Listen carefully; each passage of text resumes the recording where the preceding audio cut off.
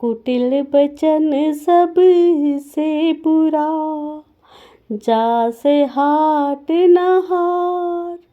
साधु बचन जल रूप है, बरसे अमृत धार। कबीरा बरसे अमृत धार। अर्थात कटु शब्दों और तानों से बदन में जलन की भावना होती है, जब कि मधुर शब्द सुनकर ठंडक पहुँचती है और ऐसा लगता है कि जैसे अमृत बरस रहा हो। इसीलिए हमें किसी के लिए भी गलत वचन नहीं बोलने चाहिए, कटु वचन नहीं बोलने चाहिए।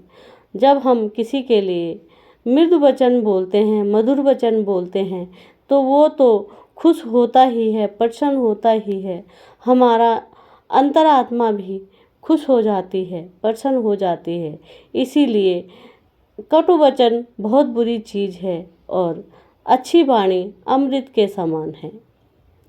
क्या मुखली बिनती करो, लाज आवत है मोही। तुम देखत ओ गुण करो, कैसे भाओ तोई। कबीरा कैसे भाओ तोई। अर्थात हे भगवान, तुझसे प्रार्थना करते हुए मुझे शर्म आती है। क्या तुम मेरी गलतियों और मेरे पापों के बावजूद मुझे अपना सकते हो। कोई एक राखे सावधान, चेतन पहरे जागी।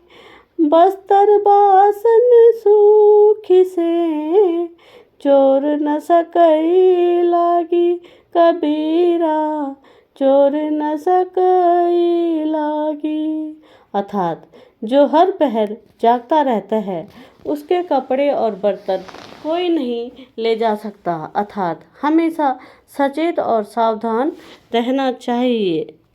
बड़ा हुआ तो क्या हुआ, जैसे पेड़ खजूर। पंथी को छाया नहीं, फल लागे अति दूर। कबीरा फल लागे अति दूर। अर्थात कबीरदास जी कहते हैं कि खजूर का पेड़ ना तो राही को छाया देता है और ना ही उसका फल आसानी से पाया जा सकता है। इसी तरह उस शक्ति का कोई महत्व नहीं है जो दूसरों के काम नहीं आ सकती। भक्ति बिगाड़ी कामिया, इंद्री करे समाधि। हीरा खोया हाथ थाई, जन्म गवाया बाड़ी। कबीरा जन्म गवाया बाड़ी। अर्थात इच्छाओं और आकांक्षाओं में डूबे लोगों ने भक्ति को बिगाड़ कर केवल इंद्रियों की संतुष्टि को लक्ष्य मान लिया है। इन लोगों ने इस मनुष्य जीवन का दुरुपयोग किया है, जैसे कोई हीरा खोदे।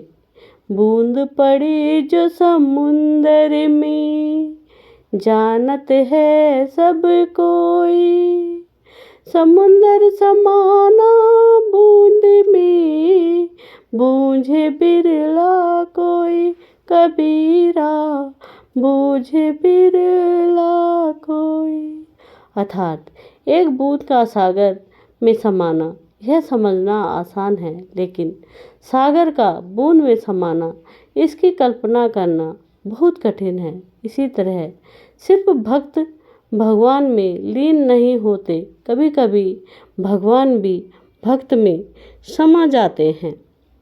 चली जो पुतली लौन की, था सिंधु कालीन। आपहु गली पानी भई, उल्टी काहे को बैन। कबीरा उल्टी काहे को बैन। अर्थात कबीरदास जी कहते हैं कि जब नमक सागर की गहराई मापने गया तो खुद ही उस खारे पानी में मिल गया। इस उदाहरण से कबीरदास जी कहते हैं कि भगवान का विशालता को दर्शाते हैं। जब कोई सच्ची आस्था से भगवान खोजता है तो वह खुद ही उसमें समा जाते हैं। चिड़िया चोंच भरी ले गई, ध्यान दीजिए, चिड़िया चोंच भरी ले गई, घट्यो न नदी